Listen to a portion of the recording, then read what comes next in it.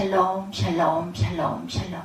하나님 사랑합니다. 여러분 주 안에서 사랑합니다. 예레미야 30장 말씀 함께 묵상합니다. 1절에서 24절까지 내용이죠. 여호와께서부터 말씀이 예레미야에게 임하여 이르시니라.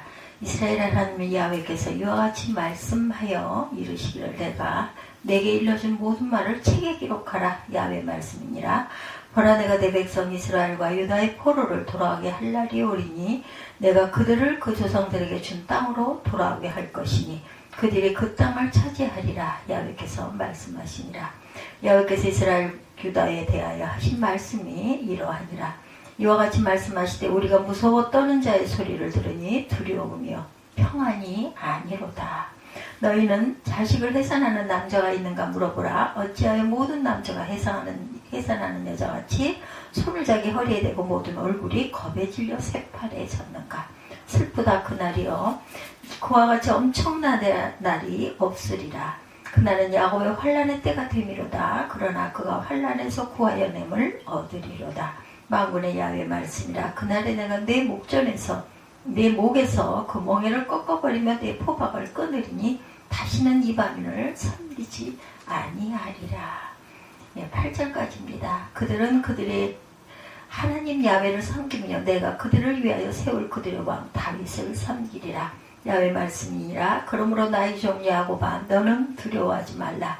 이스라엘아, 놀라지 말라. 내가 너를 먼 곳으로부터 구원하고 내 자손을 잡혀가 있는 땅에서 구원하리니 야곱이 돌아와서 태평과 안락을 누릴 것이며 두렵게 할 자가 없으리라. 10절까지 말씀이죠. 만신창이란 말 여러분들 들어보셨습니까? 주위에 누가 만신창이 된 몸을 보신 적은 있으십니까?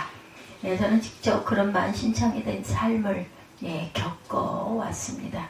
육신도 마음도 만신창이가 되어버린 자의 끝은 인생을 포기하고 자살하는 길밖에 없었어요. 그러한 순간들이 있으신 분들이 아마 있으실 겁니다. 남유다 또한 이런 모습이었다라는 것이죠. 이사야 선지자는 남유다의 만신창이 된 모습을 정확하게 밝힙니다.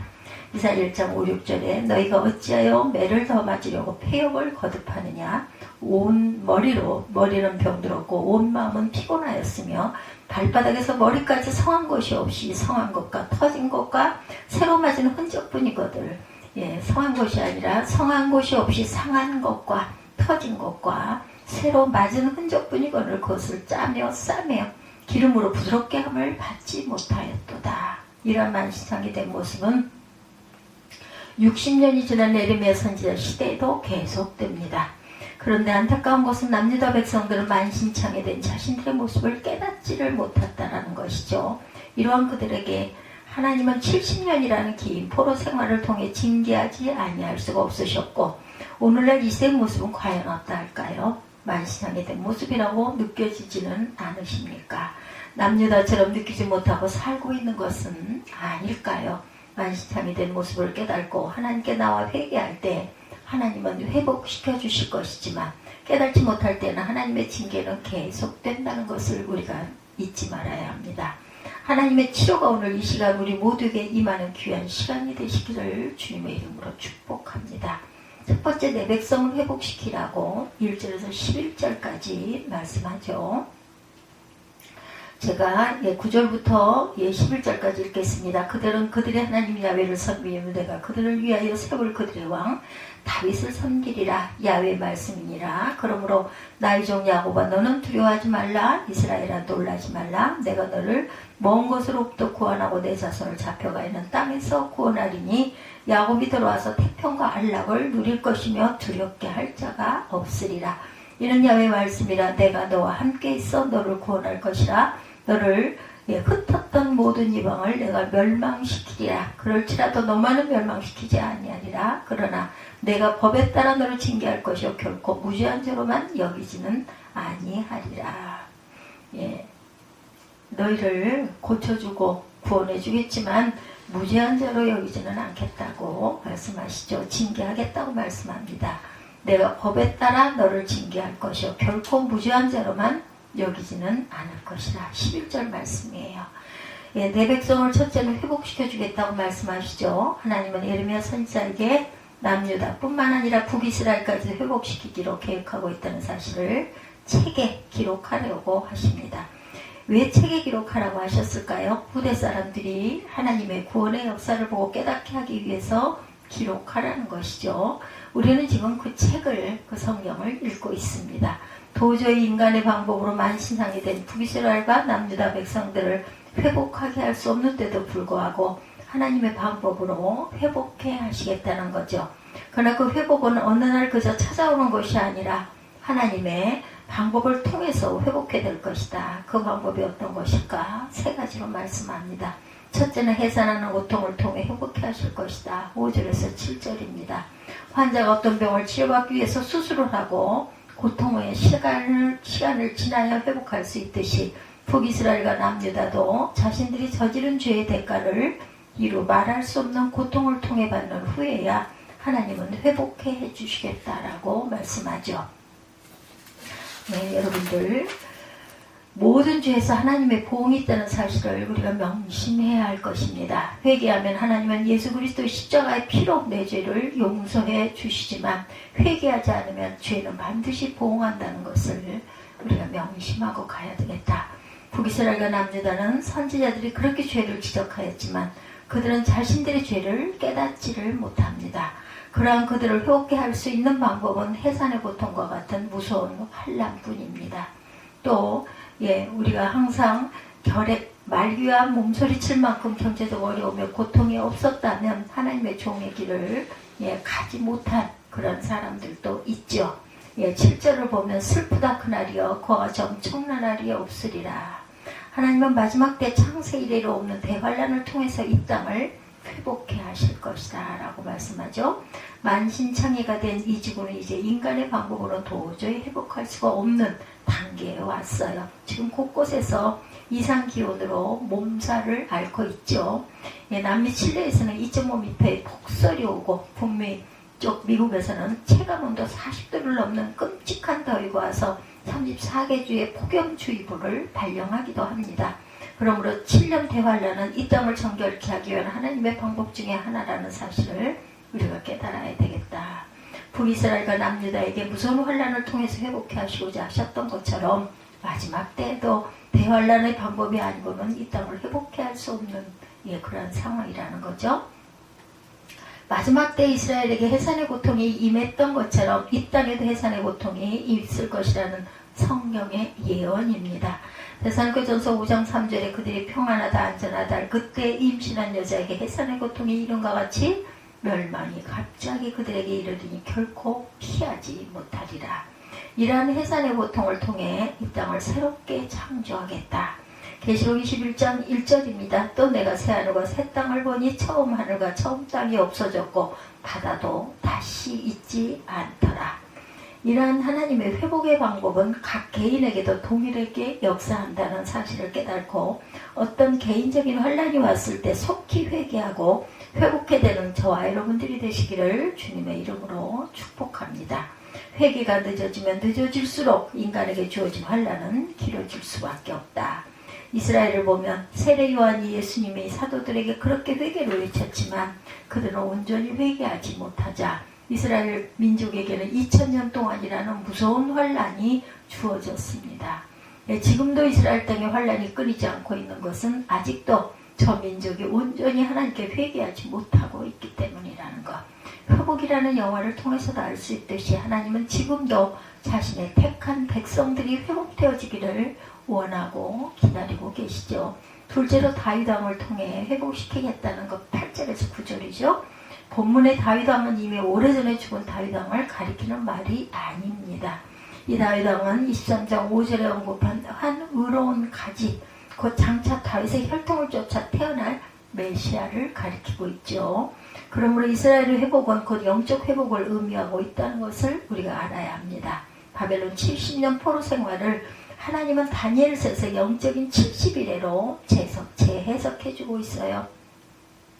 이스라엘의 회복은 단순하게 이스라엘의 회복만 주어진 것이 아니라 먼 훗날 그리스도를 통해서 영적으로 회복될 것을 의미하고 있다는 것을 우리가 깨달아야 할 것입니다.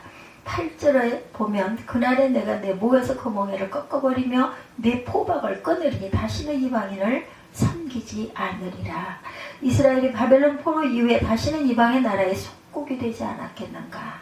바벨론 이후에도 바사 제국의 속국이 되었고 헬라 제국의 속국이 되었고 로마 제국의 속국이 되다가 나라 없는 민족이 되어 디아스포라 민족이 되어서 이방인들을 섬기며 살았고 지금도 안정된 국가가 되지 못한 가운데 있죠. 그러므로 이 말씀은 육적인 의무로 주어진 말씀이 아니라 영적으로 멍에와 포박을 끊고 세상을 섬기지 아니할 것이라는 의미의 말씀입니다. 예수 그리스도가 이 땅에 오셔서 십자가에서 죽으시면서 내가 다 이루었다고 외치실 때 인간의 모든 흉악의 결박과 멍에가 십자가에서 끊어지죠. 이사야 53장 5절에 그가 찔림은 우리의 허물 때문이요 그가 상함은 우리의 죄악 때문이라. 그가 징계를 받음으로 우리는 평화를 누리고 그가 채찍에 맞음으로 나음을 받았도다.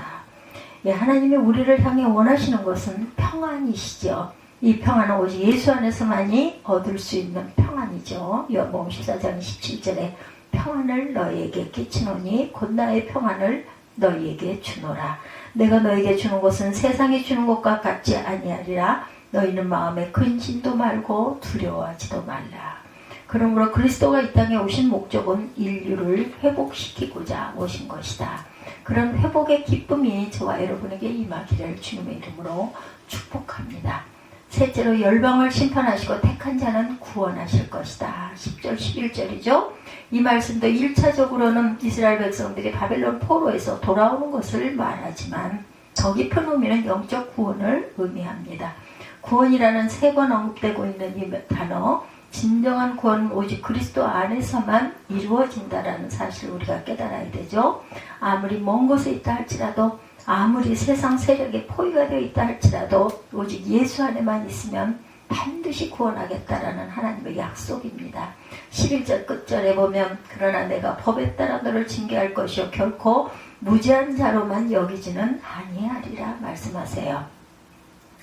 아무리 택함받은 자라 할지라도 하나님의 말씀을 지켜야 한다는 것, 그러므로 하나님의 택함을 받은 자는 반드시 하나님의 말씀에 순종해야 한다. 하나님을 믿고 예수를 사랑한다는 자가 말씀을 떠나 사는 것은 거짓된 믿음이다. 그런 믿음으로 하나님의 택함을 받을 수가 있겠는가? 하나님의 택함을 받는 이스라엘 백성들이 왜 바벨론 포로가 되고 하나님께 버림을 당했나? 하나님 말씀에 순종하지 아니했기 때문이 아닐까? 순종이 제사보다 낫다는 말씀을 항상 기억하고 말씀에 순종하는 저와 여러분들이 되시기를 주님의 이름으로 축복합니다. 시편 119편 105절에 주의 말씀은 내 발의 등이요 내 길에 빛이니이다 라는 말씀처럼 항상 하나님의 말씀이 등이 되고 빛이 되어 살아가는 귀하고 복된 저와 여러분들이 되시기를 주님의 이름으로 축원합니다. 두 번째, 너의 상처를 고쳐주리라. 12절에서 17절 말씀입니다. 야훼께서 이같이 말씀하시니라. 내 상처는 고칠 수 없고 내 부상은 중하도다. 내 송사를 처리할 재판관이 없고 내 상처에는 약도 없고 처방도 없도다. 너를 사랑하던 자가 다 너를 잊고 찾지 아니하니 이는 내 악행이 많고 내 죄가 많기 때문에 나는 내 원수가 당할 고난을 내가 받게 하며 잔인한 징계를 내렸도다. 너는 어찌하여 내 상처 때문에 부르짖느냐. 내 고통이 심하도다.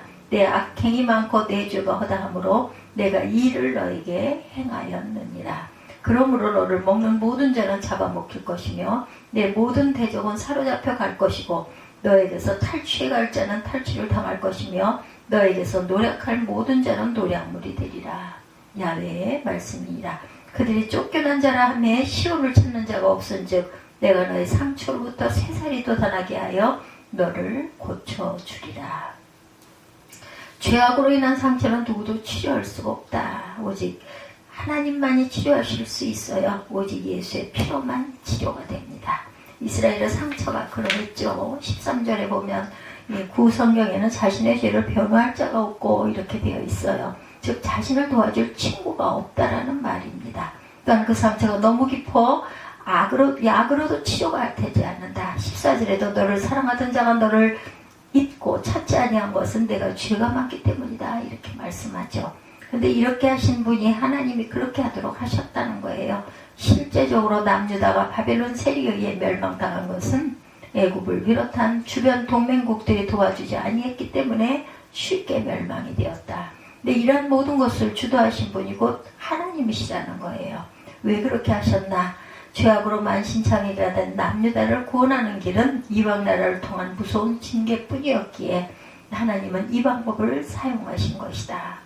이제 생각해보면 그렇게 하던 세상 친구를 다 떠나게 하고 잊혀지게 하신 것은 하나님이셨다는 것을 우리가 깨달아야 되겠다. 재산도 마찬가지죠. 하나님의 거두어 가시면 아무리 수백억이 있다 할지라도 한순간에 사라지게 할 수 있다. 욥기 1장 21절에 주시니도 야훼시오 거두시니도 야훼시도라 말씀합니다. 15절을 보십니다. 하나님의 치료하라고 계심을 모르고 있는 남유다는 만신창이가 된 상태 때문에 부르짖어요. 왜 내게 이런 일이 생기느냐는 거죠. 욥같이 믿음 좋은 사람도 처음에는 주시니도 야훼시오 거두시는 이도 야훼시라고 고백했지만 고통이 계속되자 의인 욥도 불평하고 원망하기 시작합니다. 우리도 마찬가지죠. 우린 더 하겠죠. 남유다 백성들처럼 고난이 오고 환난이 계속되면 내가 뭘 그렇게 잘못했기에 이런 일이 나에게 주어진 것이냐고 원망하고 불평할 수 있겠죠. 그러나 작은 어떤 고난도 하나님의 주관하심 속에서 온 것이라는 것을 깨달는다면 원망 불평보다는 기도가 먼저 나와야 할 것입니다. 15절 끝을 보면 내가 이 일을 너에게 행하였느니라 말씀하세요. 다시 말해서 우리는 알게 모르게 하나님의 섭리 가운데 살아가고 있습니다. 특히 하나님의 택하심을 받은 자들은 하나님의 주관과 섭리하심을 인정하고 어떤 고난 속에서도 믿음으로 받아들이고 살아가야 할 것이다. 우리에게 어떤 고난이 있다 할지라도 그것은 우리를 괴롭히는 멸망하고자 주신 고난이 아니라는 것을 깨달아야 되겠다. 반드시 그 고난을 통해서 하나님이 무엇을 우리에게 깨닫게 하시고자 하는 것이 있다는 것을 깨달아가야 할 것이다. 시편 119편 71절에 고난당한 것이 내게 유익이라 이로 말미암아 내가 주의 율례를 배우게 되었나이다. 16절을 보면 이스라엘에게 주어졌던 모든 고난을 제거해 주시고 고난으로 당한 상처를 치료해 주시겠다고 말씀하세요. 사람들은 어떤 고난이 왔을 때 사람을 의지하고 세상 것을 의지하는데 인간이 나의 고난을 해결해 줄 수는 없어요. 세상 것이 나의 고난의 문제를 해결할 수가 없습니다. 남유다가 바벨론이라는 고난 앞에 하나님을 의지하지 않고 애굽을 의지하고 인간을 의지했기 때문에 더욱 큰 고난을 자초했다라는 것. 그들이 선지자의 말을 듣고 하나님을 의지했더라면 그렇게 비참하게 멸망당하지는 않았을 것이다. 우리에게 어떤 작은 고난이 찾아올 때 나를 돌아보는 시간을 하나님 앞에 가지시기 바랍니다. 아무 이유 없는 고난은 없어요. 나의 죄로 인한 고난이 올 수도 있고 나를 연단하시기 위해서 주신 고난도 있다라는 것. 고난 앞에 하나님을 더 바라보고 그리스도를 더 바라보는 지혜로운 자들이 되시기 바라요. 시편 150편 중에 다윗이 지은 시가 77편인데 거의 모든 시가 고난 가운데서 하나님을 의지하고 지은 시입니다. 그 중에서 가장 아름다운 시는 18편이죠.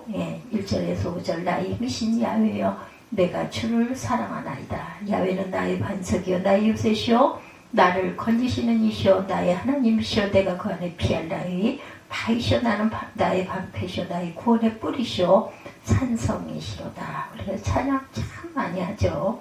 77편의 아름다운 시가 고난 가운데 지어졌다는 것을 여러분들 잊지 마시기 바랍니다. 150편 중에 77편이면은 많이죠. 다시 말해서 다윗에게 이런 힘든 고난이 없었다면 77편의 시가 없을 것이다. 예수께서 십자가의 고난을 당하지 아니했다면 오늘날 우리가 예수 안에서 이런 평화를 누릴 수가 있겠는가? 고난 없는 영광은 없다. No cross, no crown. 여러분들 근데 그 크로스를 싫어하시죠?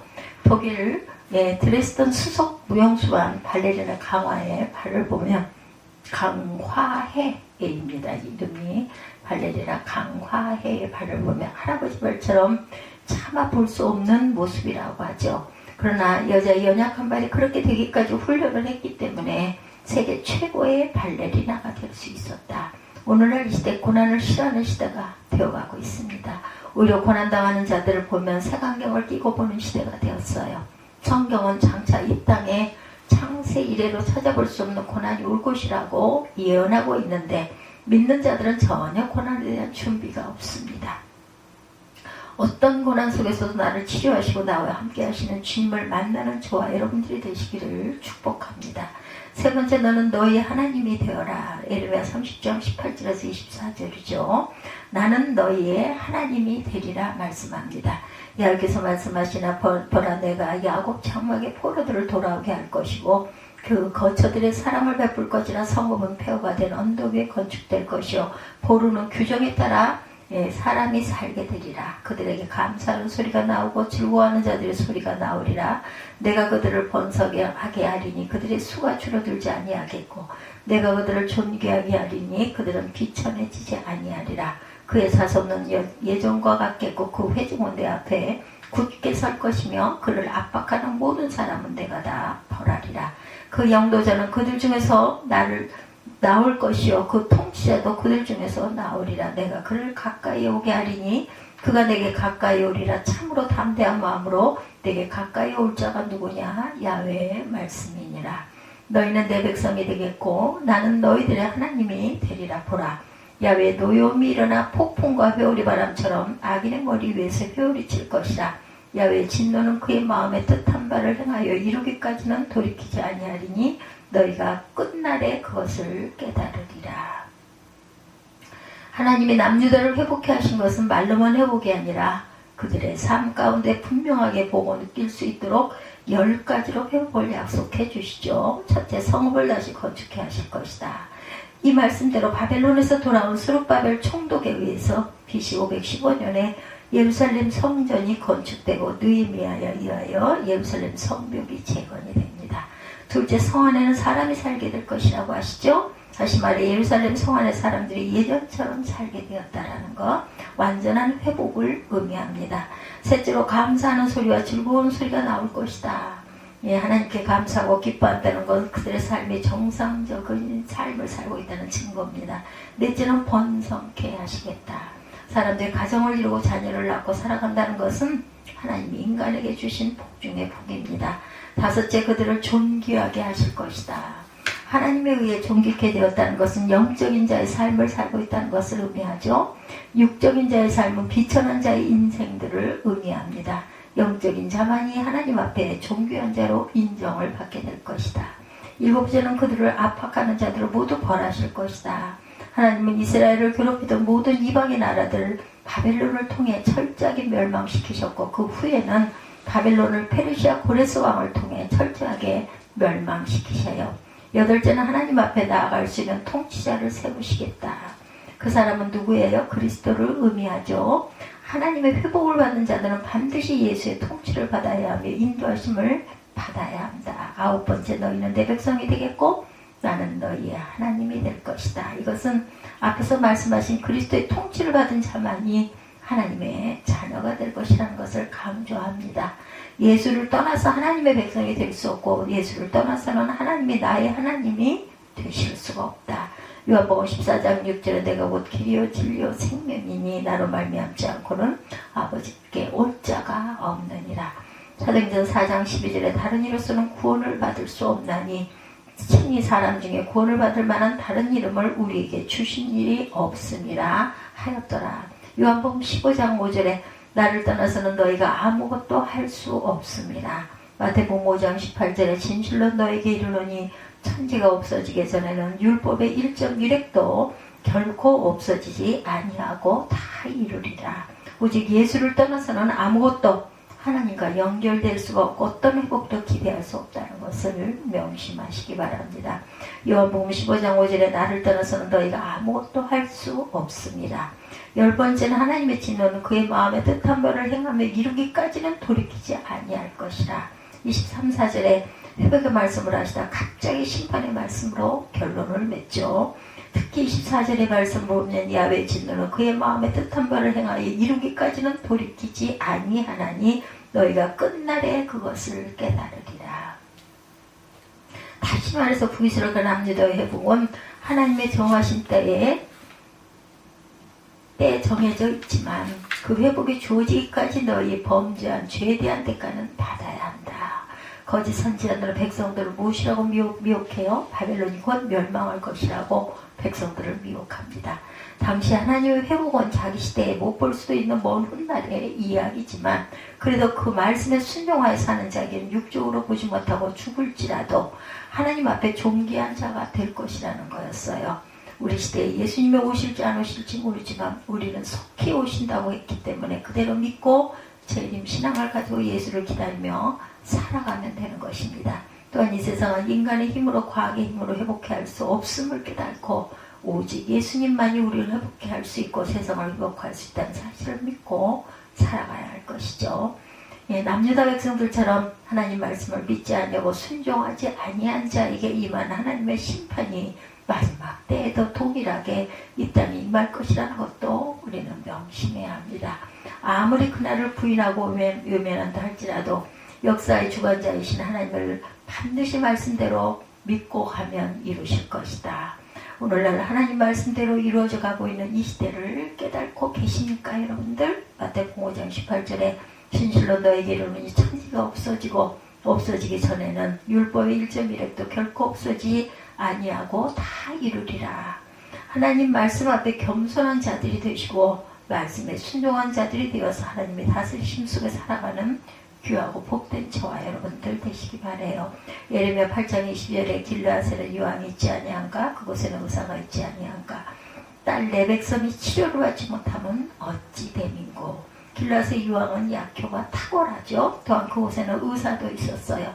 그럼에도 불구하고 예레미야 선지자는 백성들이 치료를 받지 않듯이 남유다의 치료자의 하나님이 계시는데 너희가 만신창이 된 몸을 치료받지 못하고 있는 것은 어떻게 된 것인가 비유적으로 말씀합니다.